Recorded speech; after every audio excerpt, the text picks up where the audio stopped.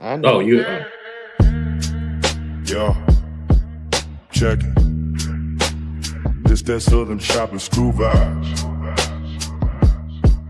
DC to H-Town, we got the wave. 2DopeMarks live.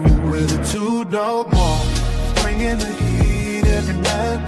Shopping screw flow, putting Raspman in the spotlight. From DC to Houston, we ride or die tight. Two voices, one passion. Keep the Oh, you thought we was gonna just leave you hanging this week? Nah, it's not our get down. It's not our get down.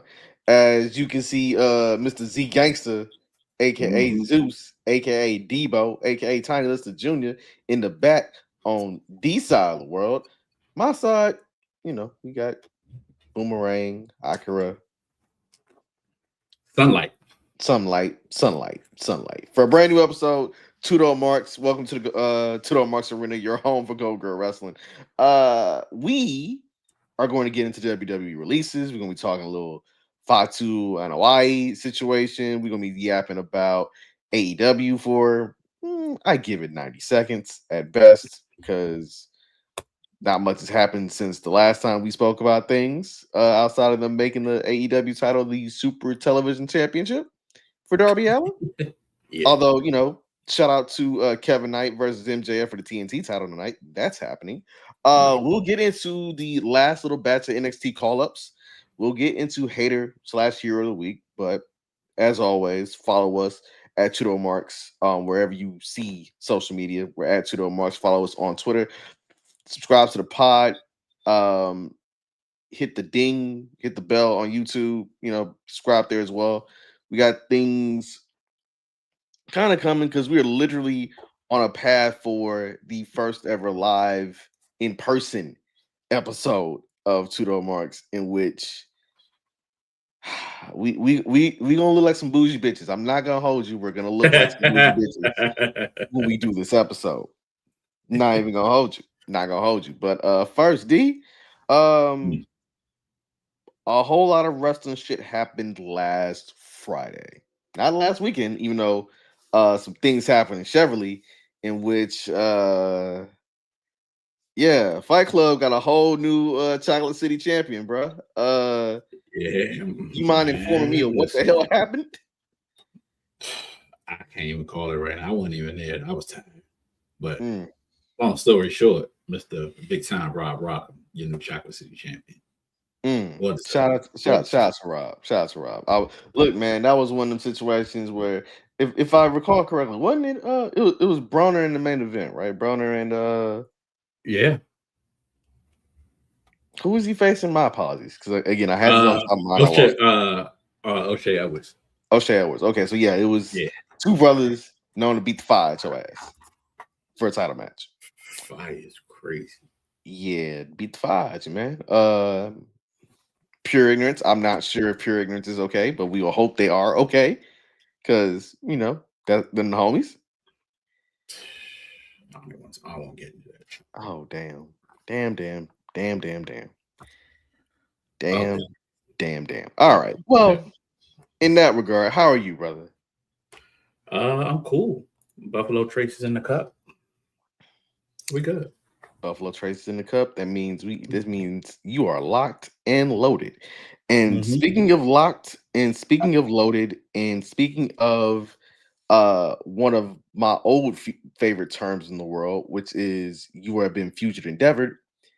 The WWE did their annual post WrestleMania releases. We did the show last year, reflecting on Dakota Kai getting released. Mainly, I think that was the one outside of Jakara Jackson that a lot of people were upset about.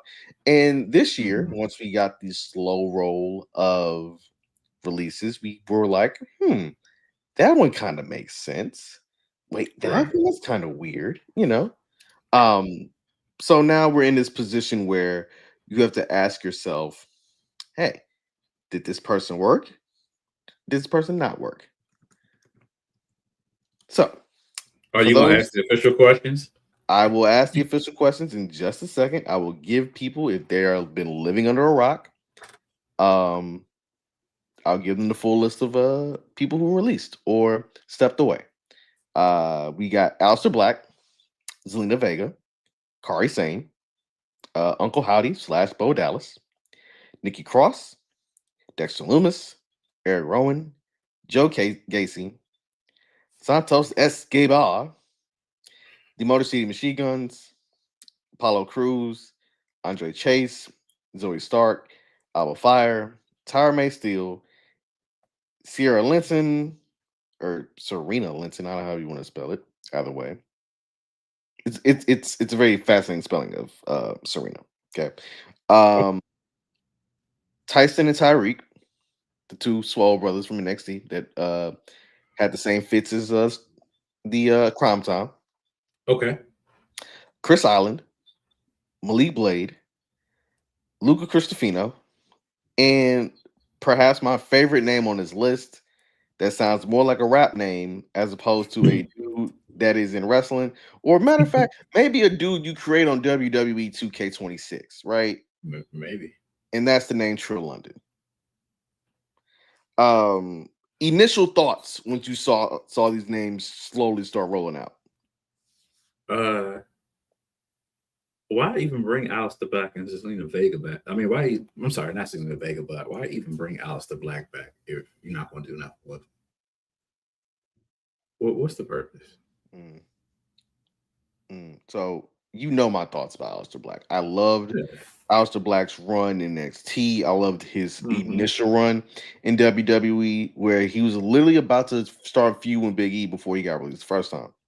And you and I share similar issues with Aleister Black because, and we'll get into this a little bit with the Wyatts, is that he represented a level of spooky that wasn't like super supernatural, but at the same time, it was mental, it was mind games, it was something you can kind of latch onto. I think that had you actually did what you should have done, as opposed to lean into celebrity involvement with the Randy Orton Cody Rhodes feud and said, hey, Aleister Black is the one putting this in his head to tap into who you really need to be. That's what happens when you have daycare workers doing creative. Exactly. I think that would have been a thing. So Aleister comes back literally the SmackDown after WrestleMania last year, right? He, along with Rusev, are one of those guys who who left WWE via release, went to AEW for whatever reason. It worked / did not work, and then they came back. And I think that outside of his feud with Damian Priest, and they gave it a long bit of run on SmackDown, long bit of run in terms of various matches that they had. Inserted Zelina Vega, and then you had Rhea Ripley play the occasional foil for Zelina Vega. I was like, okay, cool. Here's how you transition that. You transition him to maybe the United States title picture, right? Make him like the first person after Trick Williams is done with Sami Zayn, right? Yeah. Because if you're leaning more so into Trick being the face, who's more of a heel to tap into his insecurities than a dude who loves tapping into people's insecurities? Can't build heels if you ain't got no heels. There's also that. SmackDown definitely has they're heel deficient, if you will. So that one was odd. Zelina Vega, I'm glad that she at least got a run with the U.S. title. Yeah. I'm glad that she managed to make something out of her time. I also think that had you kept the pair together, it would have been something that, it could have worked. I would have definitely enjoyed to see Trick and Aleister Black. I would have definitely enjoyed to see, Aleister Black and Cody Rhodes. Yeah. Like, it was a feud that worked in AEW. It's a feud that can work in WWE as long as you have belief in the character. Now, I think with a lot of these releases, and we'll get to some of the names on this list, the crowd didn't care. Like, the crowd did not care for the Motor City Machine Guns, as great wrestlers as they are. Like, after their initial debut, it went. So, here's the thing about the Guns. We know them from Ring of Honor. We know them from TNA. We know them from the Indies. you never should have put the titles on them as soon as they came in. Because remember, they won that shit like off break. And plus, you gotta advertise the guns. Like not too many casuals know who Alex Shelley and Chris Sabin are, because most of them are living on the rock. A lot of these. Okay, so a lot of these releases. Now the Wyatt Sicks, the hype was there in the beginning, but but it dwindled down. You didn't do anything with them. You gave them no realistic storylines. You just slapped the tag team titles on them and let it be. The problem with the tag team titles is you have not had a substantial champion. Shit. I mean, they didn't really do nothing with it when KO and Sammy had it. So I mean, the last big champions they had with the tag team titles was Usos. Yeah, the Usos. Yeah, and that's when they had them unified. And you want to go back to that? Like you had the Usos having a stranglehold on the belt, but you at least had continuous feuds for the tag team championships. You went from Sammy and KO to Finn Balor, Damian Priest. Then, but that was one set of titles. Remember, the New Day held them too, and I believe the Prophets had them as well. Yes, the Prophets. Yeah, the Prophets got them back, and because they defended them in that ladder match. That should have been on SmackDown. That should have been on Mania. But all in all, that's going into a whole tangent about tag team wrestling, because if you think about it, outside of Fraxium and the Street Profits, I think every single tag team that was involved in that tables, ladders, and chairs match at SummerSlam last year, was DIY in that one too? Yes. So, well, that's the thing with the Wyatt Sicks. So you never literally did anything with Nikki Cross in the women's division. No. And the best you could, and that is a hand you could easily put in the mid card. Yes. You know what I'm saying? Like, you never did anything with them. If you look at big stables, look at what was left of division, or look at Judgment Day for that matter. You had Rhea with the one title, Damian Priest had another title. At one point, Finn and MODOK had the other title. Dom had the IC title. But they didn't want to do none of that with the Wyatt Sicks. Why not? Because Joe Gacy's a hell of a wrestler. Yes, he is. You know what I mean? Like, what are we talking about here? You just let Eric Rowan walk around with a big ass hammer and a fucking bunny hat. Like, what justice does that do? What justice did that do for Bray's legacy? Nothing. So my thing with the Wyatts is I felt like the gimmick had a shelf life. Yeah. Like, sure. I felt like it could have been bigger. It could have lived stronger, but it always had a shelf life. Like, you're not going to say, oh, put Uncle Howdy in the main event, right? It's going to hover between that mid card, upper mid card. There's going to be spooky shit. And literally from there, it's going to end up the same way the Fiend shit did.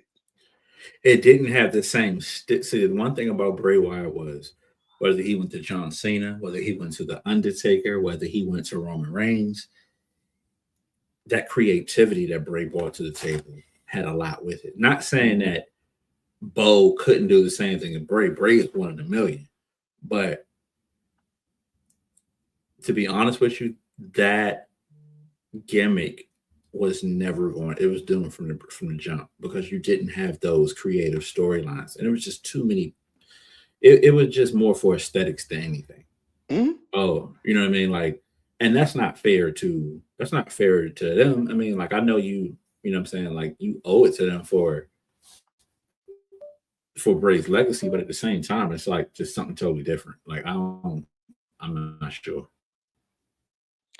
I don't either. I think if you brought him back, I don't know, but just to pull, just I to didn't get some even know that Apollo Crews was still on the roster.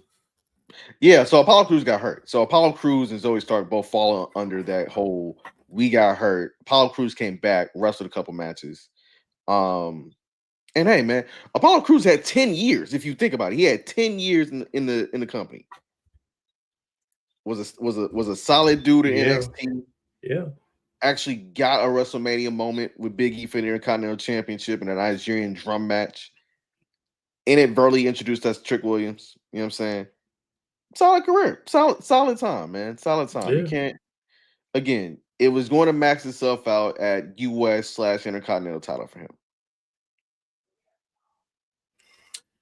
Given the current paradigm of what WWE is, I think that's where it's going to max out at. Yeah. You did see the what was the purpose of the whole Kairi Sane thing? Like why was she expendable? Ooh. Okay. So Kairi Sane and Santos Escobar.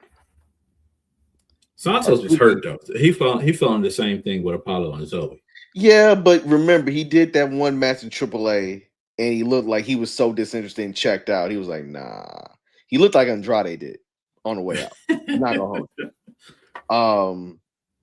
But Kairi, that's the one that's the big head. That was rough. That's a big head scratcher because you mean to tell me that she's an integral part of the EO Asuka Kabuki Warriors feud, right? I know Corey Graves and Michael Cole alluded to it on Raw on Monday, saying that Asuka's now no longer be seeing her senpai for a long time. But again, that was comedic to it was comedic gold. B, she just gave you a fire match the Raw after Mania, in which she hit that insane elbow off the top rope. And then at the same time, she could still go. So a lot of people speculated whatever they wanted to speculate. But if that lady wanted to go back home and be with her husband and, enjoy Japan, cool. Ironically enough, it's similar to the reason why she left the first time. Right. Hey, man, but people get homesick. Hey, listen, the IWC pretty much just said. I tell you what, I like you and I want you.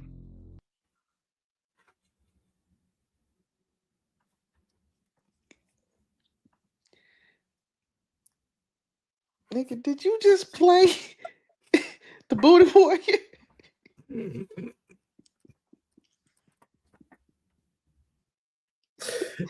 I was not ready.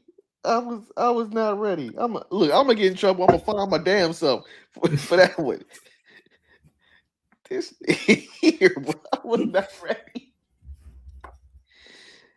Oh God, I wasn't ready. I wasn't ready.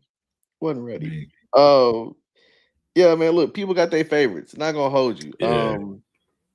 I think Alba Fire was, in a lose situation. Yeah, she was. When Piper Neville went out and the Secret Harvest came down to one person. Yeah. And I think you could have easily had, strip her away from Chelsea Green and be like, I want to go for the US title my damn self. You could have. And that whole thing with Piper Niven getting hurt kind of messed up a lot of stuff. Yeah, it did. It did. Like, it messed up a lot of stuff. Because Chelsea had all the momentum in her second US title reign going against Julie, all of that, right? Sure did. So yeah. Andre Chase, by and large, is one of the unsung heroes of NXT 2.0. Yeah. Like, that man was wrestling in Jordans and got a college teacher gimmick over. Yeah. Even sold a calendar to make sure he got a debt. Bruh. One of the wildest storylines. I'm like, what is Shawn Michaels cooking with here? And I'm like, you know what? But it worked. It worked. It worked. I compare him to the Ty Dillinger of NXT 2. Mm-hmm. Absolutely. Yeah, man. It's just, that one was kind of honest. Like, look, I understood it too, because also, hey, the gimmick eventually had a shelf life, especially when you have all them heaters that recent graduating class of NXT all gone. Yeah. So now you got to reinvent yourself. And you want to talk about the main roster's crowded. NXT is, boy, They got a whole bunch of people from the name generator that you and I may not know, but understand it high and clear. Shawn Michaels gonna find somebody to be a diamond in the rough down there. He is. That man had what you got? Malik Blade, sorry. Trill London, sorry. Like he got a whole bunch of them. Yeah, Luca Cristofino basically retired. You know what I'm saying? He got his big blow off with Tony D'Angelo in that feud. It wasn't even a feud, it's basically a segment, really. Hey, he got his childhood dream. The one where I'm gonna look, Zoe Stark blowing out her knee the way she did. Man. Pretty much, you've been on the shelf. And the fact that the company paid for her rehab and got her, let's say she's at least back working in the ring somewhat, right? That's a blessing. I still think she has one of the coldest finishers in wrestling. It's just a matter of she needs the right person to hit it on for it to have full effect.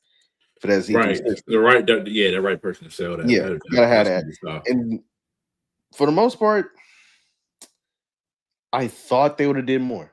Like, I think her getting hurt really derailed a lot. And it's a lot to try and catch up on, considering that they're always shuffling pieces, always moving parts going around. Yeah.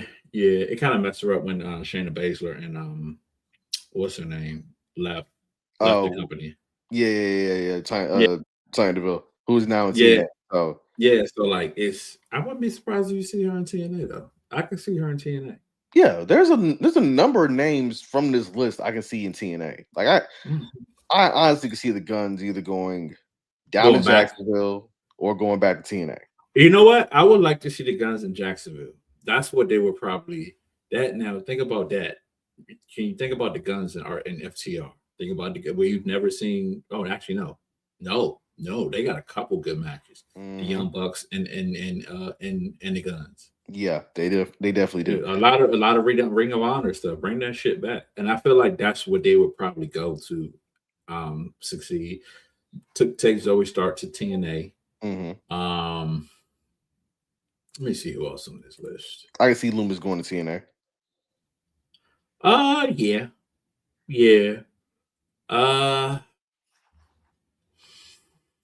I think Aleister Black would do very well in TNA.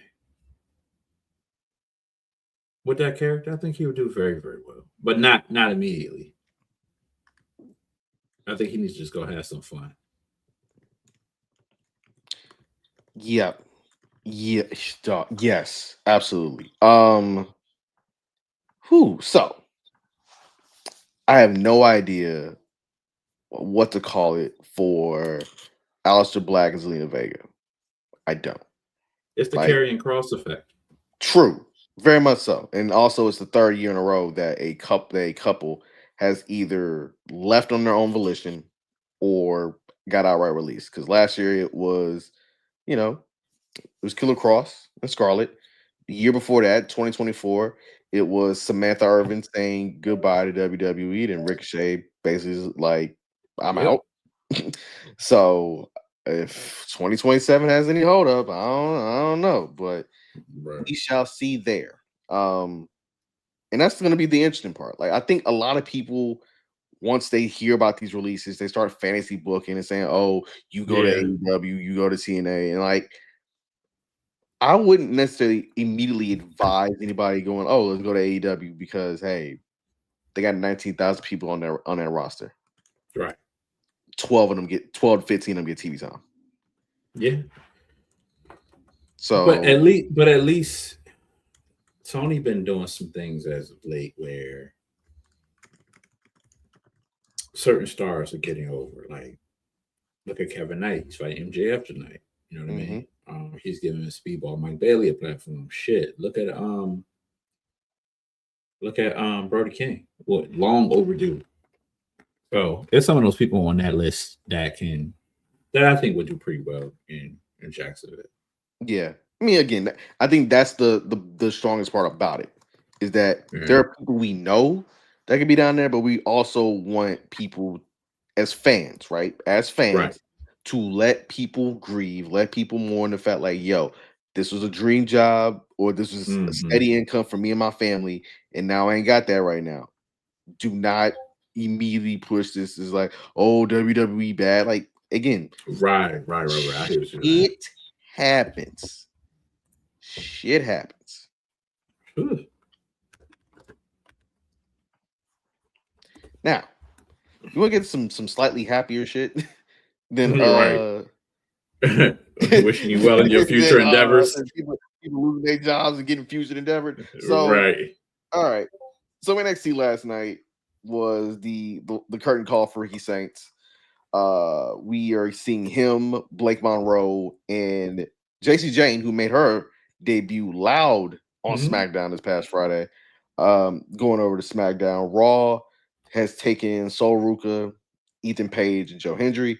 So that is 6 names, 6 people got called up.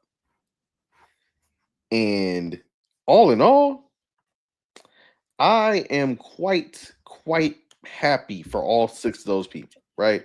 Yeah. And also, it goes to show you, and even you add in Javon Evans to this, is that some of these names didn't really need they didn't need the top title in order to graduate, right? Sol Ruka never won the NXT Women's Championship. Javon Evans never won the Men's NXT Championship. Ricky Saints, he didn't win any championship. I know he didn't win a thing. He was just over. He ain't win shit. But other 6, 4 of them four of them are former NXT World Champions in some form of capacity, right? Yeah. Ricky Saints and Blake Monroe had to refine some things from their time on the Indies and also in AEW, and now they're on the show, right? Yep. You know it's gonna be Chrysler 300 versus the Phantom when it comes time to see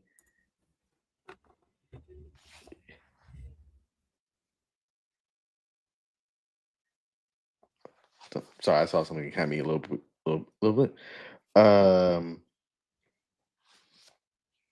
It was. You said Chrysler 300 against who? Yeah, it's Chrysler 300 versus the Phantom, aka Blake Monroe versus Tiffany Stratton. I don't want to see that. No, I don't want to see that. No, I'm cool on that. Give me. Let me see. Let me see. Give me a feud between Ricky Saints and Trick Williams. A real one, right? Not just yeah. With Ricky being the heel in this case, right? Yep. And him not tornado DDTing his way into a title. I still think that's the dumbest shit ever. You beating over Femme with a tornado DDT. Yeah, 5 times. 5 times. Bruh.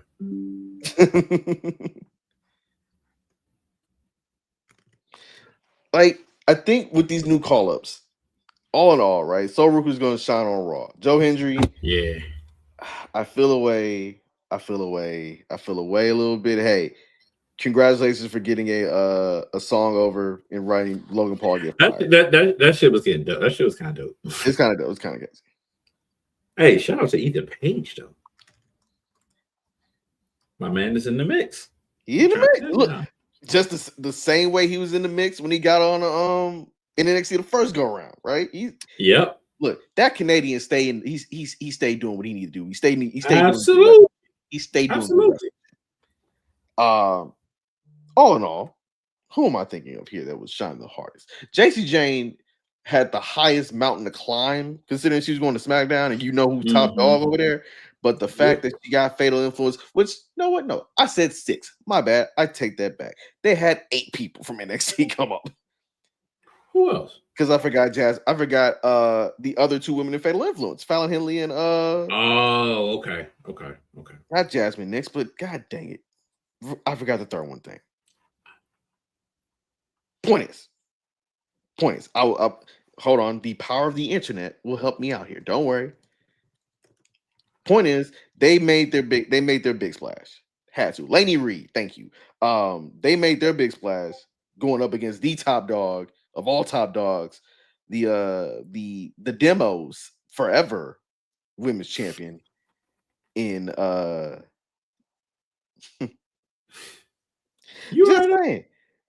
I'm just saying I'm good. I'm good. I'm just saying Rhea Ripley is the demos world champion. Same way we thought Brock Lesnar was that demos world champion forever. And you know the demo I'm talking about. Mm-hmm. So with 8 people now, they're all on these 2 shows. Who gonna make some noise outside of Ethan Page already putting himself in mid-card title contention, outside of Dacey Jane challenging Rhea Ripley? Like, who gonna show up and be like, all right, this is my time? I told you, Mr. Rochambeau himself, the rickiest of saints. You put him up against Trick. You put him up against Mello. Mm-hmm. Honestly, you know who one of his closest friends are? The other man with the black eye. Yep, the other man with the black eye. Yes. And apparently, because I have homies at my former place of employment taking flicks with the current WWE champion, that I still janky. With QB1. Yeah. QB1 like he was playing quarterback behind the Cleveland Browns offensive line. You know QB1. Christian Ponder was QB1 at one point, right? So is EJ Manuel. Yeah, I think he is the Brock Purdy of QB1s. I think he is the. Let's see. I need to go. You throw a you name know out what? there? You know what? I got one, and you'll understand the analogy. He is the Josh Allen of QB1s. Ooh, I like how you landed that plane there, because Josh Allen is the QB everybody wants to succeed. From the demo, anyway, they want that man to succeed. Yes. Meanwhile, you, I, everybody else, we here for Lamar. Yeah, we here for Jalen. You know, here for Caleb Williams. No, I am. He's from the area. He's from the crib. Wait a minute. Look at you. Yeah, he's from the area. We got. Yeah, he's from the crib. You know what I'm saying? CJ, we hoping this haircut situation. Hey man, I gotta back my QB. I know what he did in January. Look, you helping this damn haircut and that damn Austin line y'all drafted. Save his life. Look, that man was seeing ghosts early this year. Man, look, we'll talk draft talk toward the end of the show, because I think when we get in the football bag, it's a whole different show. Cool. But no, calling him the Josh Allen of WWE wrestlers is perfect. That's absolutely perfect. But no, I think he's good. He looks good on TV. He's good. Just can't commit. He's good. Meanwhile, down at NXT, Evil popped up last night. Oh, he did. I was asleep. Evil popped up last night. We got a big dude who looks like a more athletic version of Jelly Roll without tattoos from Progress in the UK. Layout Tony D'Angelo. EK Prosper had a little showcase spot. My man. Shaquan Sugars. Southeast Jerome faced off against Miles Bourne. And you know what? Shaquan Sugars, I believe he's really the future of Dark State. Yes. I believe he's the future of Dark State. Promo-wise, et cetera, all of it. It's something about the DC boys. So, yeah, man, they got some things. Oh, and also, you'll love this. I'm sorry you missed it, but Callie Armstrong stepped up Jada Parker. And Jada took the earrings off, and they got to yapping, so you know it's going to go down. Callie Armstrong versus Jada Parker.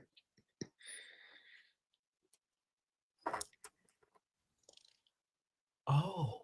Do I need to play Careless Whisper? Look at your face. Oh. Oh, I missed that. You did. I've been tired. Oh. You did. Oh. You did, but you know what? Hey, that would have aged me like a couple years. Yeah. But you know what? We're in a better place right now. You know what I'm saying? We're in a better place. You ain't got it. You don't have to think about it. You don't have to think like that no more. We good. I ain't worried about that. I ain't worried about that at all. Yeah. So when it happens, I will let you know. No, I will know. I will know already. Oh yeah. See, I'm glad you locked in now. It took you a second, but you locked in now. See, this is what happens. Little brother will fill you in when you miss an episode of NXT. Little brother, I'll be tired.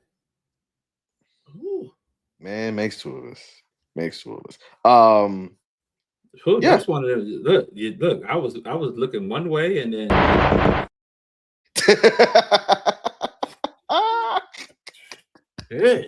yeah, dog.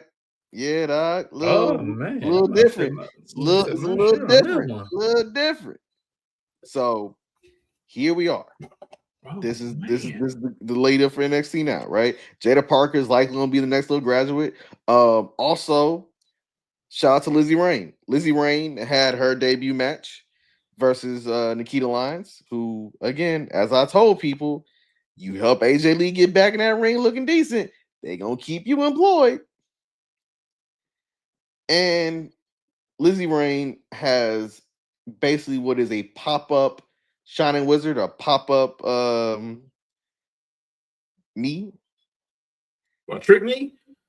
Trick shot? Almost not even like a trick knee. It's almost like, all right, here's how I can explain. You talking about Daniel? Like, is it like Daniel Bryan joint? No, it's like Sagat, my guy. It's literally like I'm bringing my heel down on the top of your fucking forehead after you pop me up in the air. Yes, Tiger knee. Yes, it's that. It's not even a knee. It's basically a foot. So basically, Lizzie Rain immediately replaced Sol Ruka as the woman with the coldest finisher in NXT. I'm sorry. I'm still over there. You still on Cali? I know you still on Cali. Hey. We are here. Okay, we are here. We are here. You are.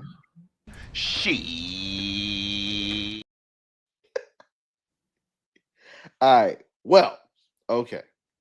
Speaking of Clay Davis and Clay Davis like responses, Street Profits are back, right? I know we alluded to it last week for our Raw at the Mania recap, but the Profits are back. And they already said, nah, we got them titles, which is, hey, congratulations. We actually have somebody who wants to be tag team champions. Right. I mean, shit, they need the money. Shit, they having all these damn kids and not pulling out. The fuck? I mean, little Dawkins out here with his shirt off. That's what I'm saying. Like, money. Hey, all them kids. All them babies. Funny thing about it is their interaction with Seth Rollins. And Seth Rollins. That's interesting right there. Seth Rollins pulled up to them. Seth Rollins pulled up to them trying to thank them for it. And they hit him with the most West Coast ass response of the time. I'm like, you think this ain't about you? Think you got friends around here? We want them titles. This ain't about you. Which, hey, man, if I think back correctly, did Seth Rollins do something to the Profits? No. Hold on. Let's do some. I'm trying to think. Was Seth in that elimination chamber with Montez? He was. Okay.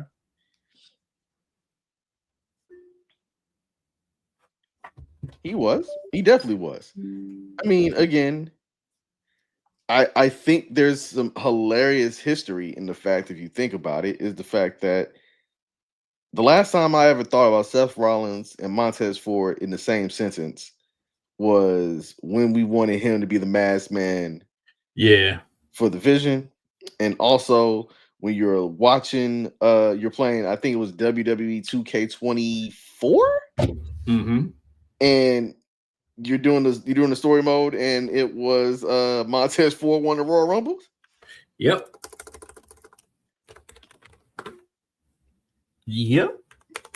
So here's the thing. the last time Seth Rollins and the Street Profits interacted with each other was back when it was ALP in the Monday Night Messiah gimmick. Oh, wow. It's been 6 years. And I'm pretty sure Montez didn't watch the show because Montez Ford, we already know Montez is one of our favorites. Absolutely. Favorite Absolutely. people on social media. Because the Instagram promos he be cutting, God is good. They work every single time, especially when they have them tag titles and they're trying to get the shit back. Boy, did you see his response to Austin Theory? No, I'm pretty sure it was fucked up. All right. I will pull it up for you. I'll pull it up for you. Oh boy. He told this man, and I quote, "You just mad because they really wanted me to be under the mask, but they got your sorry ass. But don't worry, about to pack you and your partner all the way up. Also, keep my wife's name out your Fresh Prince. Keep my name's wife out your mouth before I Fresh Prince your ass."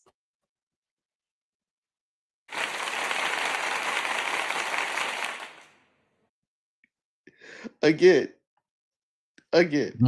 If there's anybody who I keep saying, get that man a singles run of the U.S. title or Intercontinental title, please. It is Montez Ford. Let him be him. Let him cook. It's kind of hard though because he also called Austin Theory fake Justin Bieber, which, yeah, I can see that. Yeah, I can definitely see it. I can see that. I can see it, brother. Hot down here, brother. Oh, sorry. I'm skipping ahead to other segments. This is my show now.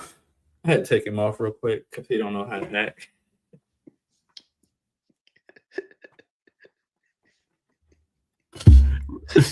Hey, that's usually my shit. Okay, I'm the one that's going to get us canceled, not you.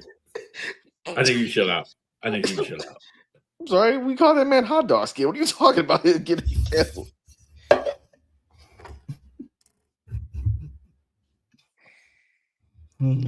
Again, the literal thing I knew about that doc without anything, the new things I learned about that doc was that man taking fucking lollipops of Fent. Man, let's get into that shit real quick, man. Yeah. Like, look, Salute to the Prophets coming back. We know that. Salute to the Prophets coming back. They're likely going to win the tag titles. I hope they actually build the goddamn division around them and actually pay attention and love and appreciate tag team wrestling. But yeah.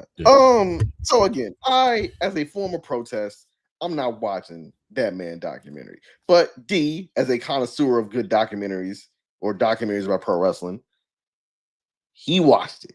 So I'm going to ask you, sir. Pure comedy. How outrageous were the lies? So this is how I took it. You know, they did the whole shindigs thing about, you know, him being a real American hero, how he came up this, that. But that's what the fuck you get. Because now you sleeping with your daughter friends and then you got trouble with it. Some of the shit you deserve. And they knew who to put on that documentary, who not to put on that documentary. But they had my man Brett. You know, Brett being Brett. Brett did, of course. Brett did the Brett thing.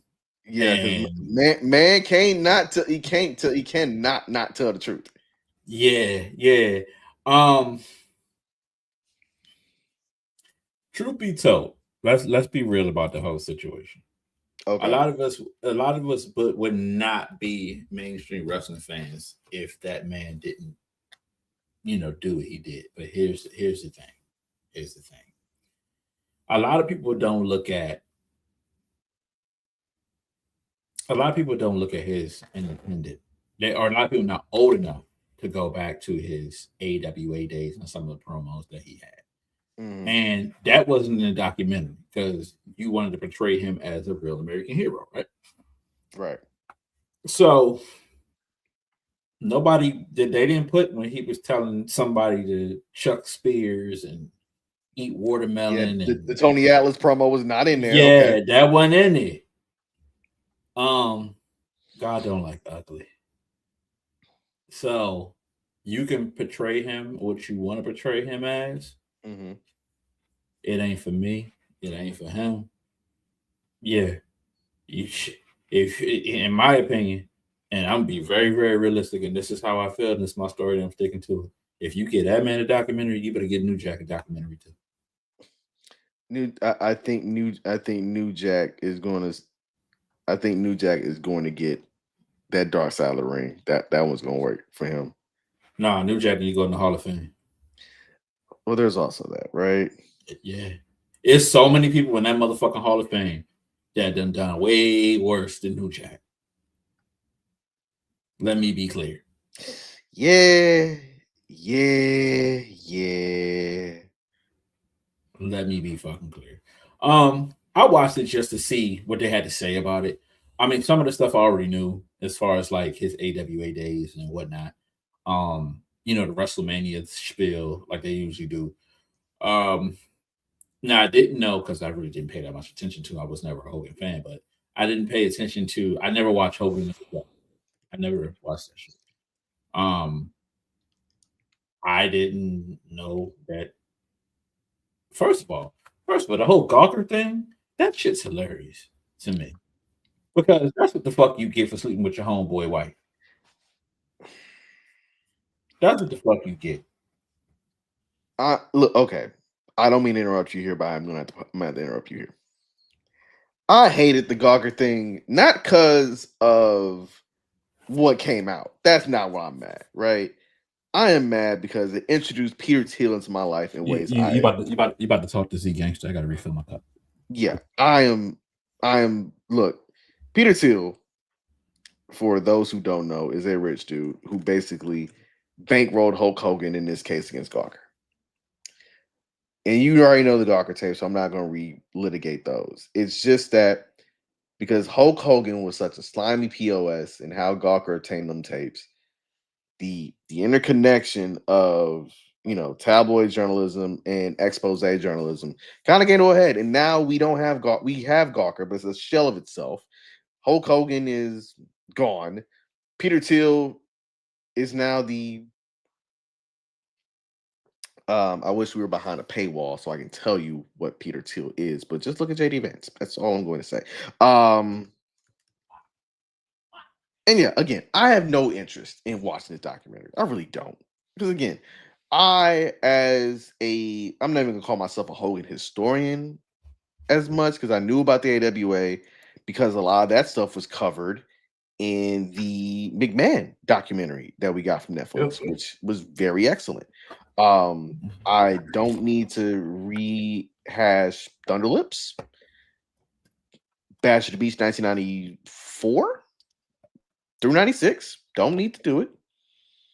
And basically, all it's going to tell me is at one point in time, Terry Jean Balea could not turn off Hulk Hogan.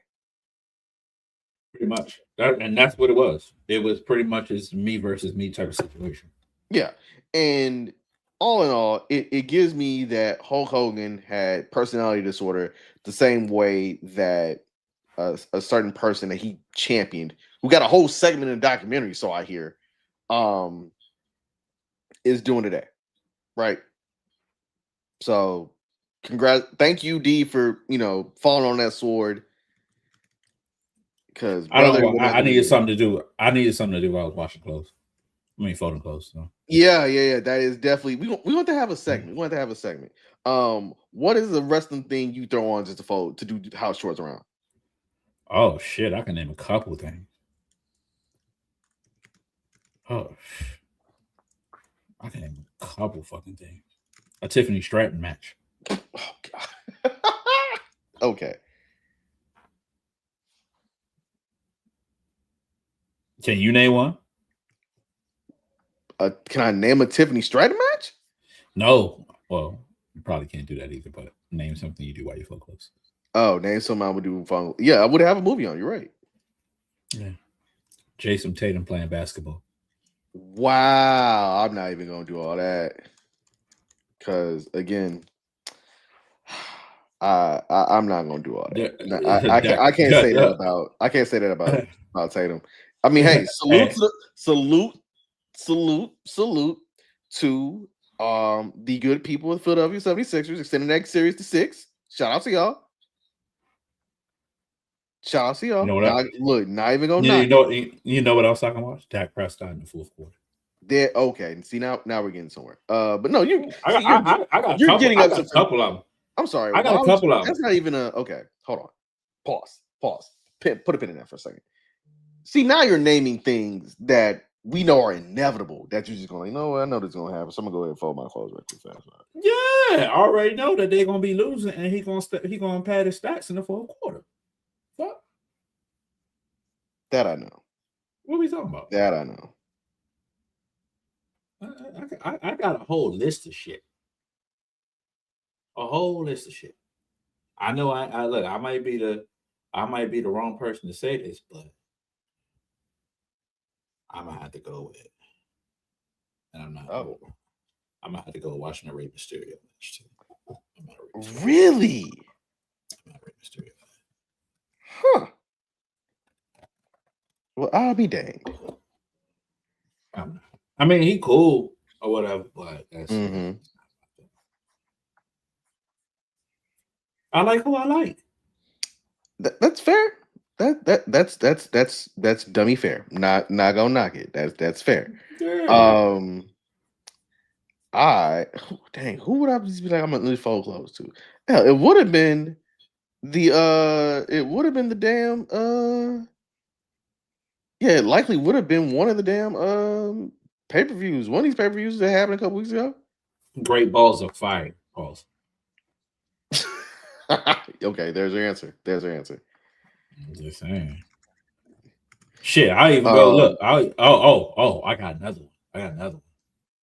A Goldberg match. I'm definitely there's your answer. Close on that shit. Shit, by the time I dump the basket on the damn couch, the match is over, dog. You can't fold close to a Goldberg match. Yeah. Can't do it. I know you can take them from the dryer to the couch. That's it. Yeah, exactly. Not gonna happen. Not gonna happen. It's not gonna happen the way you hope it would happen. That's how I'm afraid. Yeah. It's not gonna happen the way you hope it would happen. Oh shit! A Hulk Hogan match. There you go. There we go. Stay on topic. There we go. Stay on topic. Stay on stream. As they be saying. Yeah, man. Yeah. A Chris Jericho match in 2026. A Chris Jericho match in AEW. Yeah, look, shout out to Ricochet. Look, man, y'all did thing. Congratulations, but still. You know what I'm not folding close to and has all my attention? Jacob Fatu. Nah. So 2 Mondays in a row now, Jacob Fatu has stepped to Roman Reigns and reminded him, like, nah, I need that title. I need the title and all the things that come with it because, hey, that title signifies something that means something, which is a very, and I do mean very, very, very, very, very, very, very, very. What's wrong? Crazy. Sorry, again, I keep seeing things on my phone. Understandable so. That title means things to that family, right? Mm-hmm. Fatu's, only 2 of them have held world titles, to my knowledge, right? Yokozuna. Mm-hmm. No, wait. No, Yokozuna and Aoi. Sorry. It's Jay. I think Jay's the only Fatu to be World Heavyweight Champion.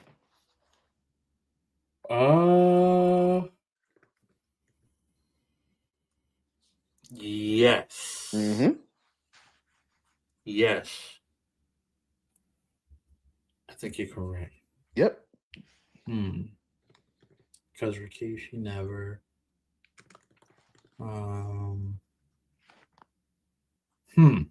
Rosie never. I feel like it's another Fatu I did somewhere. So all the Fatus are here, right? We got Jacob, Journey, Isaiah, aka Zilla, Umaga. Umaga held it, right? Oh no, he No, had the he's not in that IC. title. Yeah, okay. Okay. Kishi. Okay, I know he had one. They got Jimmy and Jay. Uh-huh. Then you got and then the other, and then Solo. Okay. And that's it. Huh. The rest of them were straight Anawais. Yep. The Anawai's got all them belts. All them belts. Let me see. Hold on. The Anawais. It's only one that had the belt, right? Now, yeah, it's two. Two of them. Who else? Who's that? Yokozuna. Oh, Yokozuna. Okay. Roman Reigns. Okay. I had to make sure. Okay. Yeah. So the Anawais are not the title holders in that family are Anawais, and Jay broke through for the Fatus. And the rest of them are tag team and IC champions. Correct. So it's now Jacob being the one. Again, people say that Roman Reigns on top don't lead to things being different. Nah, in 2.5 weeks, you done seen Jacob Fatu step to the plate. You seen Jimmy and Jay getting their bag in vignette mode to open Raw. You saw Jacob Fatu look like a fucking killer on Friday and wiped out the whole MFTs by himself. Dolo. Seen a promo in which Jimmy and Jay in the background snickering like proud cousins because he was going off. And then on Monday, Jacob bring it back to the family by bringing back the motherfucking Tongan death grip. Shout out to my man Ming. Shout out to the Monster Ming, aka Haku, aka dude you don't ever want to get in a fight with unless he on your side. AKA the baddest motherfucker in the Dungeon of Doom. Shout out King Haku. I like this. I like this feud so much. I don't know how long it's gonna last, but basically what this is showing me is that out of all the people that Roman has come up against as a champion, the only person he's seen me like, oh shit, like, nah, this motherfucker crazy, and I really might lose this bitch, is Jacob. I have so many thoughts on this. Like Jacob legit is that man, but I have a problem. And I want to feel like I want to ask you if you feel the same way. I'm tired of that all gas, no brake shit. They got it. I mean, figure out something else to say. I know that's your gimmick, that's your thing, that's your whatever.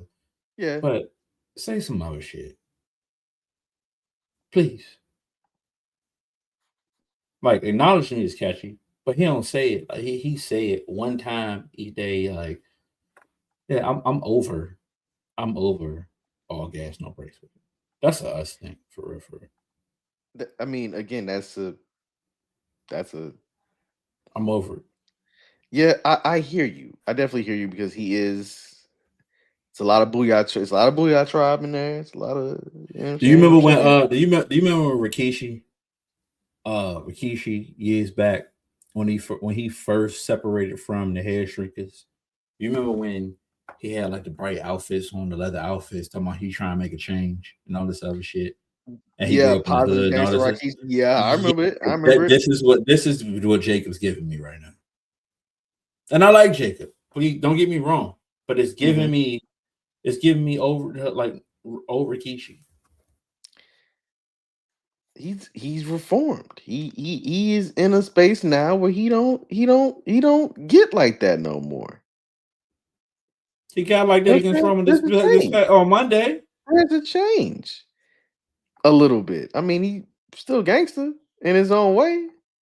Cause he ain't about to he ain't got no back down. Ain't no when I see him, all I hear is I slipping, I falling, I got to get up. That's what I hear in my head. I mean, hey, it worked for X, didn't it? Fair. And there's parallels in that story. That's all I'm saying. There are parallels in that story. I just want him to get some news, talk some more shit. Like, let that man cuss. Now you know good and darn well they let Jacob cuss. He liable to actually say the word he ain't No. supposed to say. Think about it. Think about it. No. Think about it. No. Are you sure you want Jacob Fatu to cuss more? Yeah, he can cuss more. He ain't gotta say that though. Yeah. He ain't gotta say that though. I mean, I'm interested in the feud. Just to tap back into it. And based on what we've seen from the bloodline as a whole, it's been consistent storylines and stuff that we can, listen to, and stuff that we can look forward to. I'm actually enjoying the fact that Roman was there at this Raw, and he'll be there in the next Raw because that's the going home show for Backlash. Yeah. So I'm liking seeing Roman, every week. Where this goes from there, I don't know. I kind of feel like the way he was talking about, like the way the Usos are around, that's going to be very, very interesting. I don't know. Long-term storytelling is going to be a thing, and we all know that Roman's going to be leaving, and after the summer when Street Fighter comes out, to promote that. So you gotta think about that too. I kind of feel like if this is a long-term storytelling thing, Jacob could take it off of Roman at SummerSlam. Right. We'll see. I mean, I'm just gonna sit back, and this is the shit that I like to see. I like to see it develop, see what happens. That will be very, very interesting because with all the shuffle on SmackDown and Raw, do we see the MFTs pull up the Raw with them at some point within this feud to see what's what? I mean, they already got their ass whooped, but I mean, the Wyatt Sicks gone. Solo ain't got shit else to do unless he just gonna feud with Tampa, because you see that shit brewing. Yeah. Definitely. Yeah, we again, Raw is slowly cooking. SmackDown has some work to do. Raw's cooking.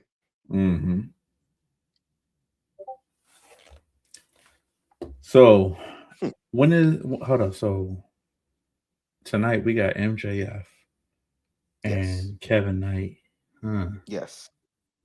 And you got Brody King versus Darby Allin for the AEW World Title. Well, we know. In which I think this is going to be your start to figuring out what's going to happen and what we're going to see at Double or Nothing.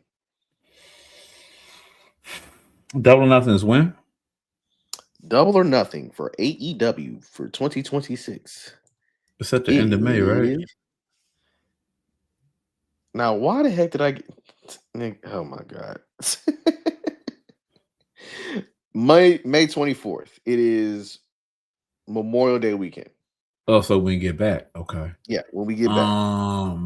Which is likely we're actually going to be, hey, you know what? We might actually be awake to watch that thing the whole way through because Monday's Memorial Day. Yeah, I get back at 5:00. So we might have time to actually watch the whole thing. That's interesting. It depends on what happens tonight, because Darby might want to take a break. Him and you took that damn Project Ciampa and that knee to the face, and you still beat Tommaso Ciampa. That's crazy. And then you got Brody King. You gonna get Gonzo bomb tonight? Oh yeah. So what's finna happen? What's finna happen between now and what? 3 weeks? 2.5 weeks, maybe 3.5. Yeah. He can't fight no more after this. Because you can't do nothing. Who else is available for him to fight at Double or Nothing? Ain't no long-term storytelling. It's no storytelling. What you gonna have the last motherfuckers that beat you in the last couple matches?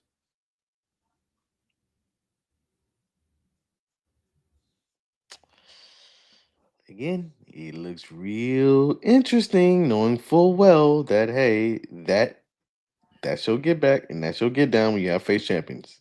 You just got to figure out who. we'll go ahead and you gotta figure out who it's gonna be. So we'll see. We shall see. We shall see. Um we shall see. Now, speaking of seeing, speaking of appreciating, you know how this goes, D. It goes down every week. We have a show. You ask me this simple question: do you bring in the light skinned dude? Do you bring the dark skinned one? I feel like we in light skinned festivities this weekend, sir. So, Lord, oh Lord. Hey. That's right. That's right. Time for Hater or Hero of the Week, man. It's a segment of the week where me and D get to talk our shit about whatever comes to mind.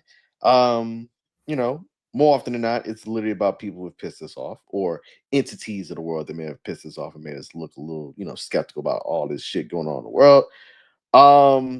At the risk of us getting canceled, I am not going to mention anything about Saturday evening in Washington, D.C. That occurred at the Washington. There's other shit that happened on Saturday. Yeah, there's definitely other shit that happened on Saturday. So I am going to wade into waters that I feared that I was going to have to wade into, and it annoys me to do so. So my hater of the week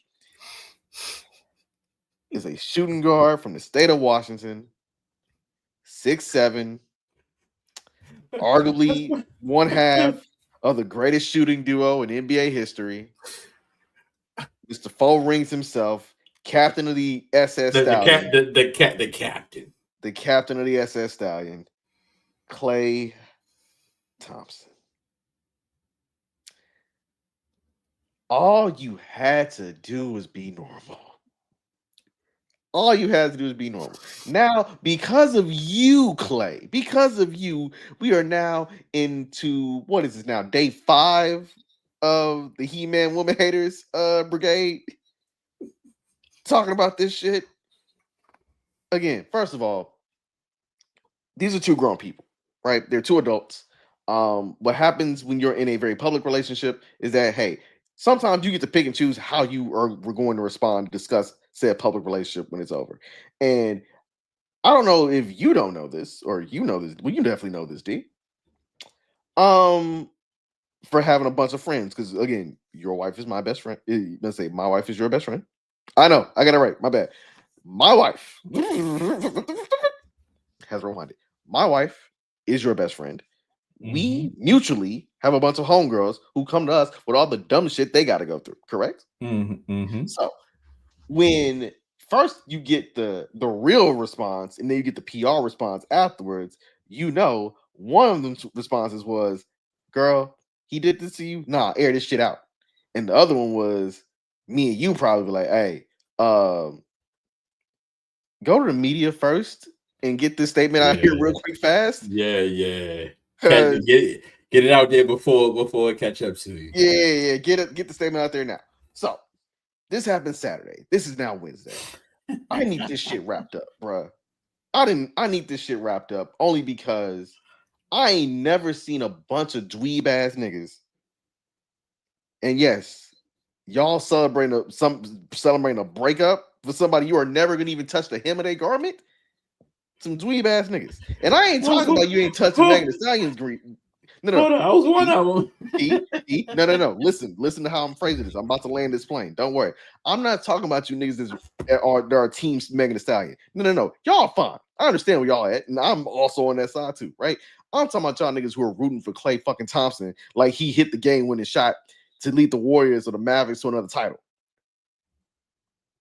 Y'all was calling this man lame, a simp, But once he breaks up with the one woman who you have so much disdain for, all because she's independent about her living her life, this is what it all boils down to.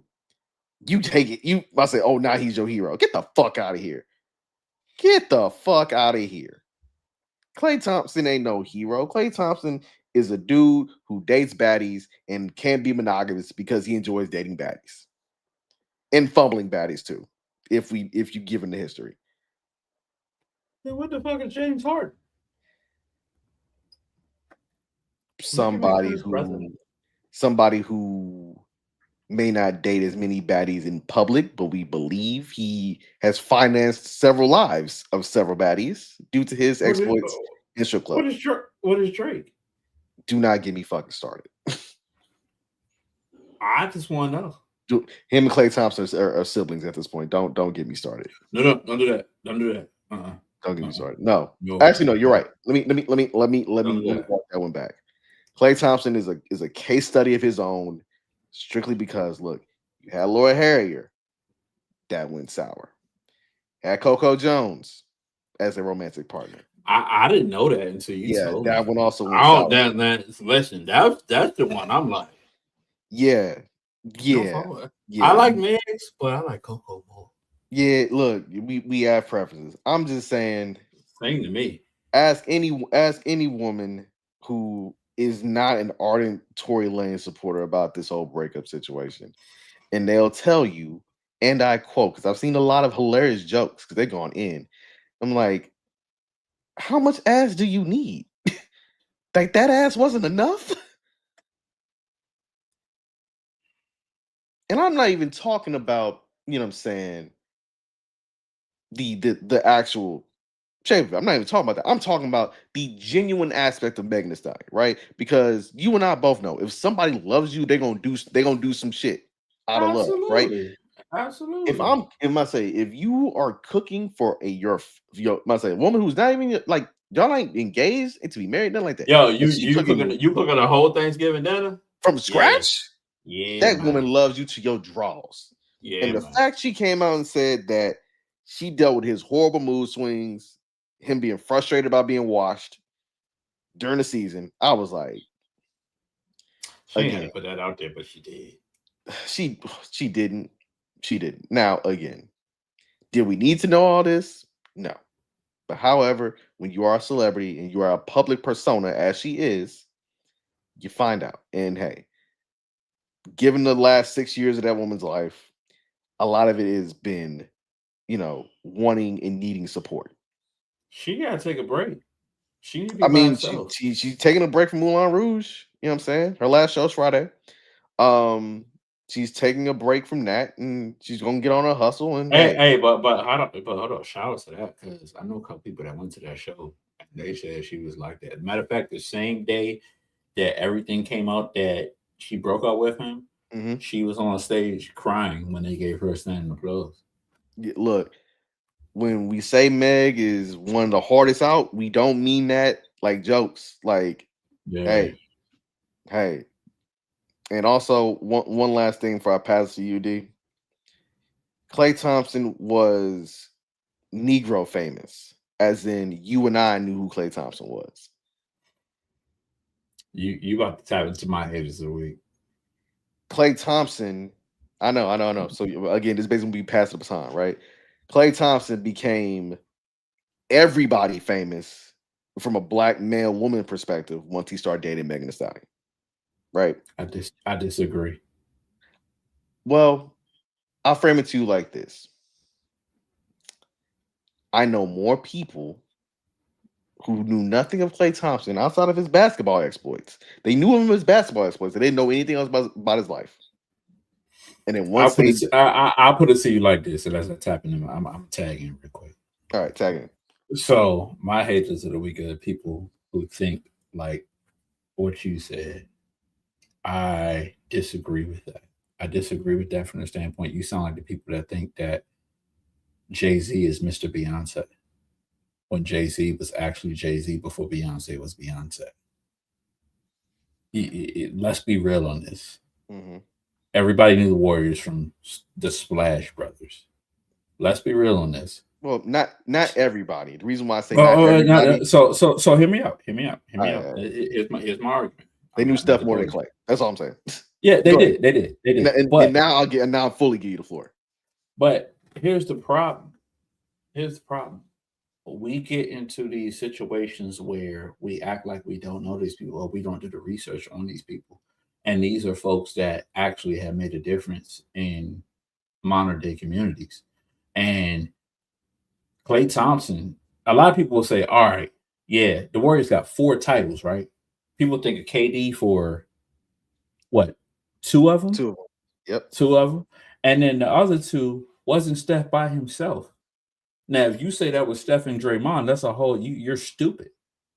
Let's be real now. Get that man his clout. His father, Michael Thompson, was a dog. Mm-hmm. Steph Curry was not. If you try to put that on Steph Curry made his name, honestly, in NCAA at Davidson. But meanwhile, Klay Thompson was at Washington cooking. I've seen that man score, and quote me if I'm wrong, B. What was it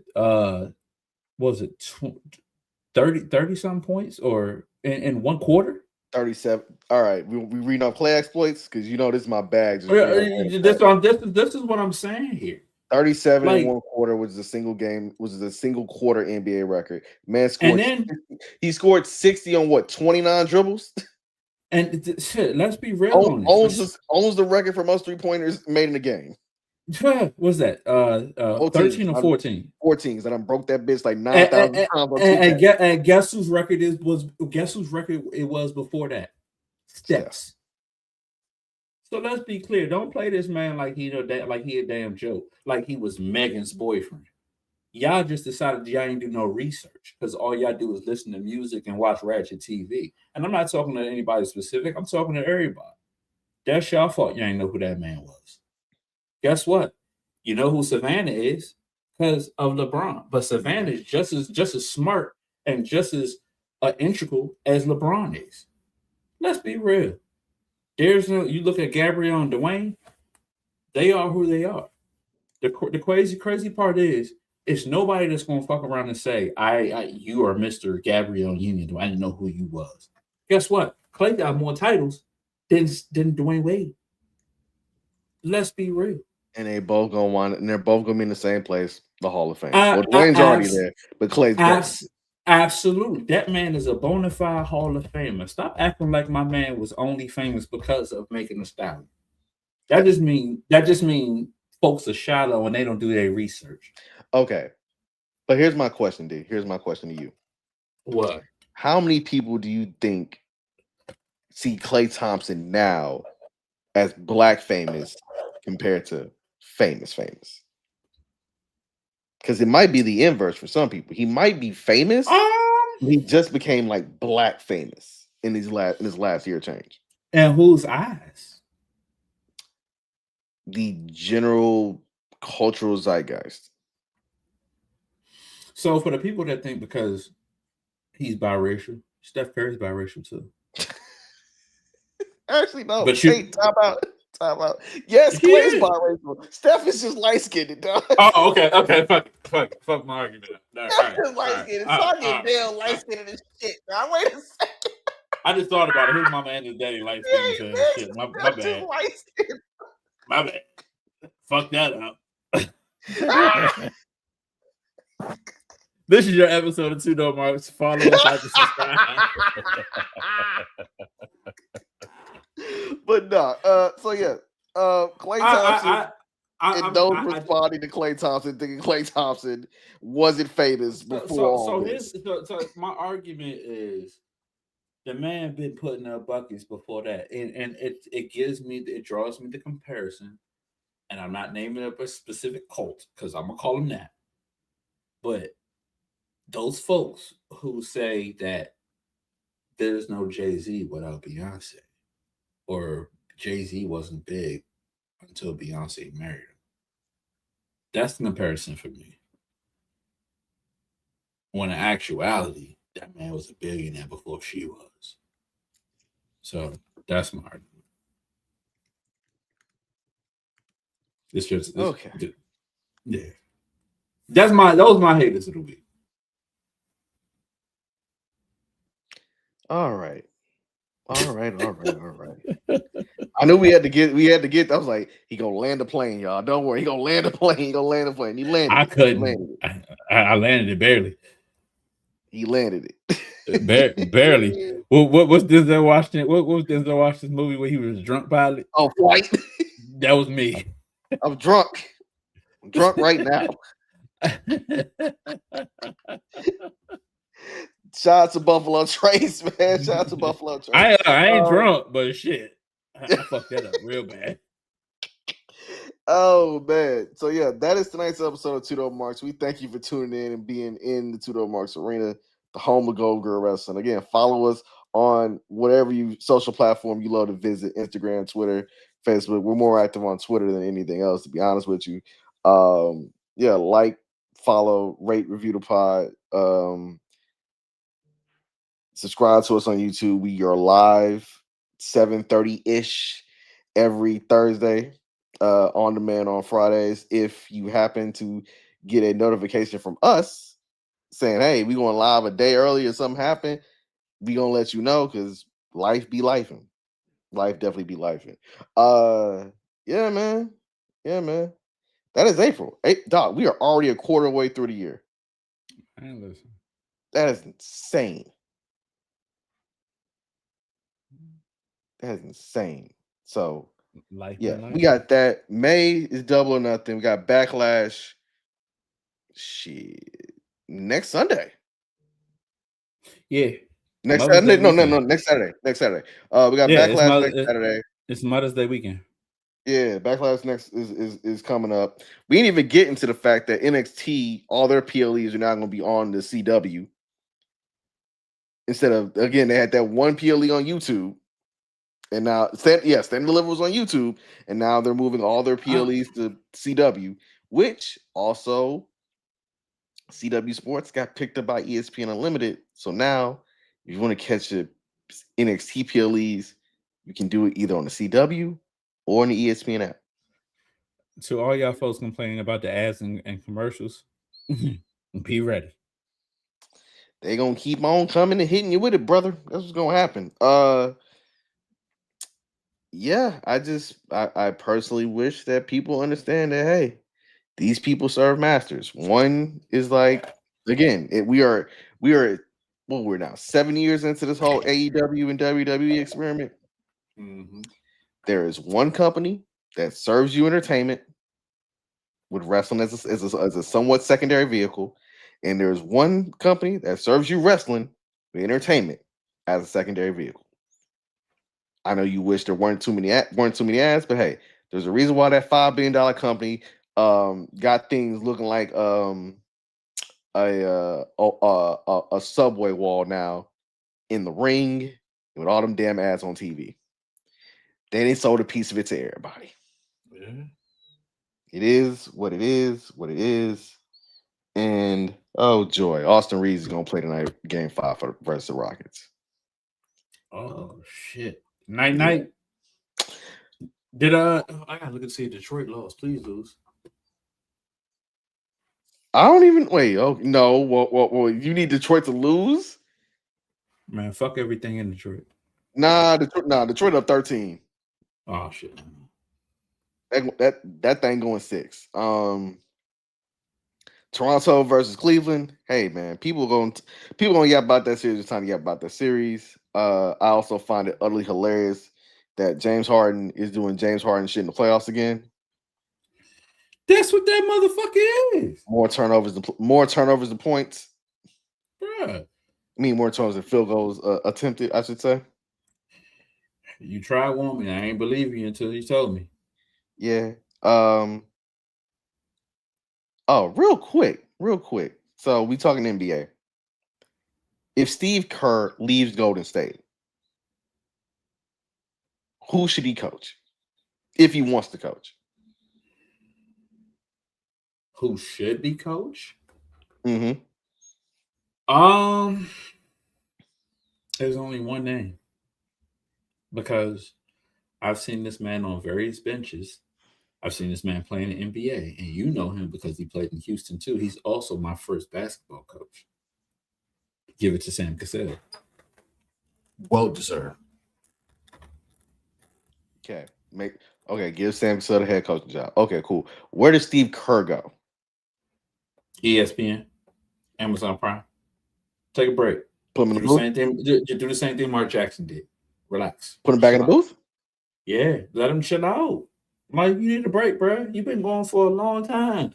Like, you've been rocking for a minute, and you got 4 championships out of it. In the West, yeah, he's crazy enough. I really think he's the longest tenured head coach in the West. He is. Well, currently, right now. Yeah, no, he is. If you talking about like longest tenured head coaches in the West, it's him. No, Pop gone, dog. Pop ain't the coach of Spurs. No, that's why I said current. Yeah, again, I agree. Yeah. We're saying the same thing like a synonym. Yeah, okay. Yeah. Longest tenured head coach in the West because he got there 2015. Yeah, he got 2014 after the Warriors lost that series to the Clippers in the playoffs. Turbocharged that offense with Steph and Clay and start drafting.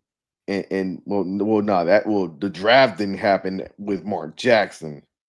The fulfillment of all that happened under Kerr. Yeah. Because Steph, Clay, and I think Draymond, right? One of them. Yeah. Steph came first, then Clay, then Draymond was in that consequential. I forget it was 2012. Draymond was the 2012 draft. Yeah. They got Harrison Barnes, Festus Ezeli, and Draymond on that same draft. Shout out to my man Harrison. Yeah, shout out to Black Falcon. Yeah, man. I don't know what Kerr gonna do. Like if the Rockets get Hastings or Ime, then hell, I know what they're gonna try and do now. Take a break. Steve Kerr, you well deserved, man. Like take a break. Yeah, take a break. Just relax a little bit.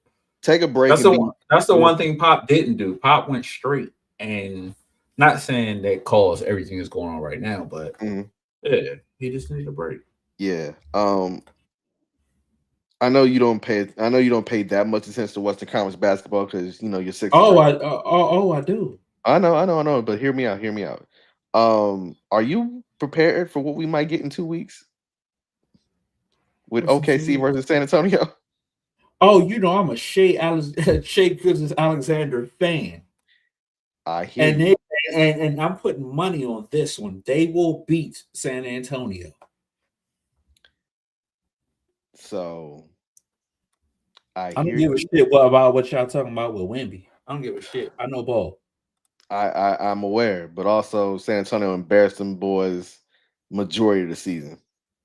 James Harden also sucks in the playoffs, but he's fantastic in the regular season. Look what I did there. You brought it all the way home. Anyway, before we turn into a sports podcast, we will see y'all next week. We talking Backlash and other things going on in the world of pro wrestling. D, say something nice to the people. Me alone. Call me. I'm under 50. He's NDA available. Yeah. I signed it. Peace out, y'all. We're the 2DopeMarks, bringing the heat every night.